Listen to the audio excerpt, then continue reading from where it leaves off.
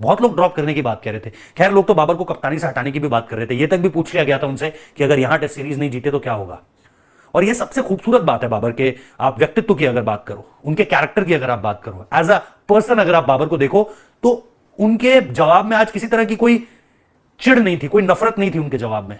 जबकि उनसे ये सवाल सीधे तौर पर किया था वो लोग जिन्होंने उनकी श्रीलंका आने से पहले की प्रेस कॉन्फ्रेंस ना देखी हो, देख लीजिए जिस तरीके से बाबर आजम ने प्रेस कॉन्फ्रेंस में बहुत सारी बातों का जवाब दिया। और मैं यहां प्रेस कॉन्फ्रेंस की ही बात नहीं करूंगा, उन्होंने जो ड्रेसिंग रूम में स्पीच दी है, उस स्पीच में भी उन्होंने यह साफ कर दिया है कि अब हम इसी तरह की क्रिकेट खेलेंगे। वो लोग जो ये समझ रहे हैं कि सिर्फ श्रीलंका के खिलाफ पाकिस्तान की यह क्रिकेट दिखी है, वो इस मुगालते में ना रहें कि ये सिर्फ यहीं तक सीमित था। यह होती है एक लीडर की खूबी, यह होती है एक ऐसे बंदे की खूबी जो साथ में टीम को लेकर जाना चाहता है और लेकर जा रहा है। सामने क्रम हमारे पाकिस्तान में चंद लंडे के दानिश्वर ऐसे हैं जो प्रेस कॉन्फ्रेंस में बाबर आजम से घटिया तरीन सवालात पूछते हैं जो हमारे ओपोनेंट भारत को भी हैरान कर देते हैं। बाबर आजम की अगर आपने प्रेस कॉन्फ्रेंस देखी हो श्रीलंका सीरीज से पहले, तो उनसे ये सवाल भी पूछा गया था कि अगर आप ये सीरीज श्रीलंका से हार जाते हैं तो क्या आप कप्तानी छोड़ देंगे या पीसीबी आपसे कप्तानी छीन लेगा, जिसका मुस्कुरा कर बाबर आजम ने जवाब दिया था कि वो तो वक्त बताएगा कि हम ये सीरीज हारते हैं या जीतते हैं, हमारा फोकस सिर्फ गेम पर है। अब गुज़श्ता रोज पाकिस्तान के इस जबरदस्त जीत के बाद जहां उन्होंने मुकम्मल तौर पर दोनों टेस्ट मैचेस में आउट क्लास करते हुए श्रीलंका को बुरे तरीके से हराया है, और पाकिस्तान ने तो दूसरे मैच में अपनी तारीख की, यानी जब से क्रिकेट पाकिस्तान में शुरू हुआ है, तीसरी बेस्ट जीत हासिल की है। उसके बाद बाबर आजम ने उन्हीं सहाफियों के सामने एक बार फिर प्रेस कॉन्फ्रेंस की। लेकिन आप हैरान होंगे कि वो सहाफी जो सीरीज शुरू होने से पहले बाबर आजम पर तंज के निश्तर बरसा रहे थे, उनमें से किसी के ऊपर भी ना तो बाबर आजम ने जवाबन कोई तंज किया, ना ही कोई चिड़े हुए दिखाई दिए। यही वजह है कि इस वक्त बाबर आजम भारत के मीडिया पर अपनी जीत के बाद तो चाय ही थे, कल की प्रेस कॉन्फ्रेंस के बाद भी ऐसे चाय हुए हैं कि भारतीय मीडिया ये कहने पर मजबूर हो चुका है कि ये होता है क्रिकेट, ये होता है स्पोर्ट्समैन। बाबर आजम ने यह भी साफ किया कि जिस तरह का गेम हमने श्रीलंका के खिलाफ पेश किया है, अब आप पाकिस्तान से इंशाल्लाह यही सारी गेम बाकी सीरीज में भी देखेंगे, चाहे वो फिर कोई टूर्नामेंट हो या फिर आगे आने वाली टेस्ट सीरीज जो कि ऑस्ट्रेलिया के अगेंस्ट होनी है। बाबर आजम की प्रेस कॉन्फ्रेंस में मजीद क्या कुछ था आपको सुनाएंगे भारतीय मीडिया की जुबानी, ताकि आपको मालूम पड़ जाए कि हमारा अपोनेंट इस सारे मामले में क्या सोचता है, और हमारे अंदर जो मौजूद चंद लंडे के दानिश्वर हैं जो बाबर आजम की टांगें खींचते हमेशा नजर आते हैं, अब वो किस हाल में है।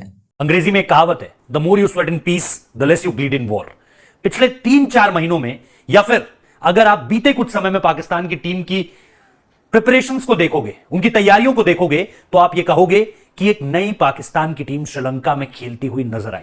बल्लेबाजी की बात कर लीजिए, आप बताइए ना कौन सी वो टीम थी आखिरी जिसने 5, 6 या फिर 6.5 या फिर 7 के रन रेट से हर ओवर में इतने रन बनाना, और श्रीलंका की जमीन पर बनाना, इनके स्पिनर्स के खिलाफ इतनी आसानी से और इतनी तेजी से रन बनाना, आखिरी बार ऐसा किस टीम ने किया था? जवाब ढूंढने की कोशिश भी मत कीजिएगा, क्योंकि ऐसी कोई दूसरी टीम थी ही नहीं।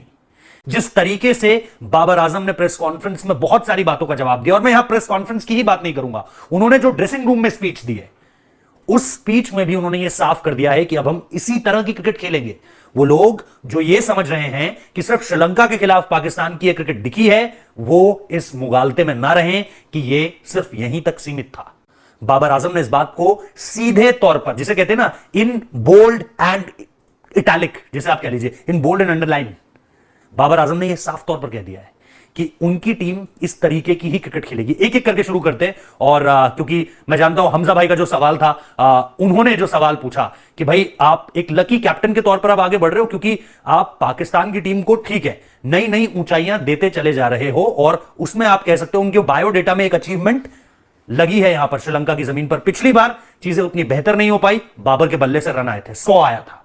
इस बार बाबर के बल्ले ने 100 नहीं उगला, लेकिन उनकी टीम ने जिस तरीके से परफॉर्मेंस की, पहला टेस्ट मैच उन्होंने बाकायदा बताया इस बात को कि भाई हमारे पहले टेस्ट मैच में अलग मैच विनर्स थे, दूसरे टेस्ट मैच में अलग मैच विनर्स थे। शफीक को देख लो, दोहरा शतक, और उन्होंने बताया कि कैसे वो बंदा जो है ना, वो नेट प्रैक्टिस में 2-2 अलग अलग सेशन पे प्रैक्टिस करता था। वो कमरे में बैठ के बस बातें नहीं किया करता था, या वो छुट्टियां मनाने नहीं चला जाया करता था। उसने 200 इस वजह से भी मारा क्योंकि उसकी कड़ी मेहनत मुझे दिख रही थी। बाबर ने कहा कि लोग कह रहे थे ड्रॉप कर दो यार, बहुत लोग ड्रॉप करने की बात कह रहे थे। खैर, लोग तो बाबर को कप्तानी से हटाने की भी बात कर रहे थे। ये तक भी पूछ लिया गया था उनसे कि अगर यहां टेस्ट सीरीज नहीं जीते तो क्या होगा।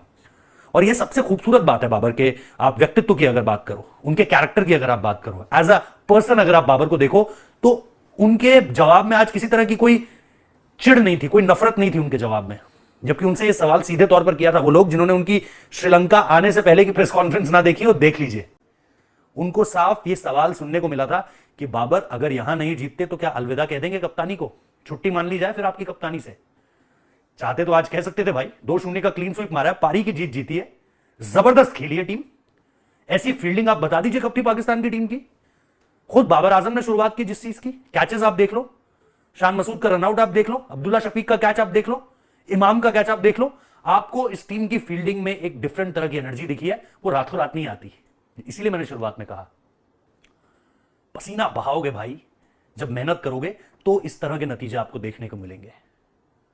और साफ तौर पर यह बदलाव टेस्ट क्रिकेट के लिए बहुत बेहतर है, यह बदलाव टेस्ट क्रिकेट के लिए बहुत वेलकमिंग है। और इसीलिए मैं कह रहा हूं कि अगर आज आप उनके जवाब भी सुनिए या जो ड्रेसिंग रूम टॉक भी आप उनकी सुनेंगे तो आपको पता चलेगा कि ये चीजें अब आगे भी बढ़ती रहेंगी इस तरीके से। उन्होंने फास्ट बॉलर्स का बड़ा जिक्र किया, उन्होंने चाहे आप नसीम की बात कर लो चाहे शाहीन की बात कर लो, उन्होंने स्पेसिफिकली दोनों की तारीफ की। इसके अलावा उन्होंने शाहिद शकील का बड़ा जिक्र किया। शाहिद शकील के लिए वर्ल्ड रिकॉर्ड सीरीज गई है भाई, उसने 100 मारा, उसने लगातार 7 मैचेस में 50 कर दिए, दुनिया की क्रिकेट में कोई नहीं कर पाया ऐसा। यह शाहिद शकील का रिकॉर्ड है। जिस खिलाड़ी को लगातार, जिस खिलाड़ी को एक तरीके से अब तक मौका नहीं दिया जा रहा था, उस खिलाड़ी ने आते ही पिछले 1 साल में क्या कुछ अचीव कर लिया आपके सामने है।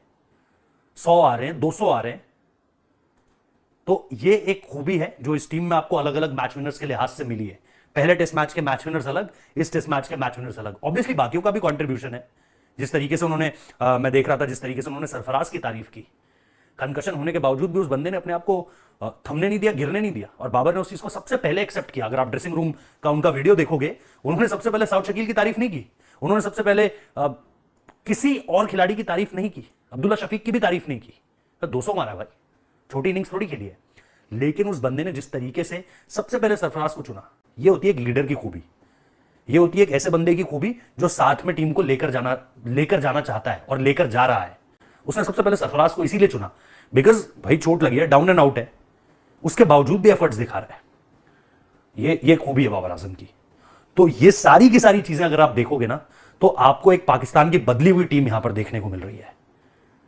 और इसी बदली हुई टीम का इंतजार पाकिस्तानी फैंस भी कर रहे थे, और as an global test cricket को जो लोग चाहते हैं वो लोग कर रहे थे, क्योंकि अब पाकिस्तान का जो इम्तिहान है ना वो ऑस्ट्रेलिया है। इधर इंडिया साउथ अफ्रीका से खेल रहा होगा, उधर पाकिस्तान ऑस्ट्रेलिया से खेल रहा होगा, इंडिया वर्सेस साउथ अफ्रीका। और आप देख लो बॉक्सिंग डे हम साउथ अफ्रीका के साथ होंगे 26 दिसंबर को, और पाकिस्तान ऑस्ट्रेलिया के सामने होगा। तो ये बहुत इंपॉर्टेंट है, क्योंकि उसके बाद ये स्वॉप होगा, इसके बाद इंडिया जाएगी ऑस्ट्रेलिया, और मतलब इसके बाद मतलब इंडिया को फिर अगले साल जो है आप देखोगे इस तरीके से खेलते हुए ऑस्ट्रेलिया से, और पाकिस्तान को साउथ अफ्रीका से खेलते हुए देखोगे।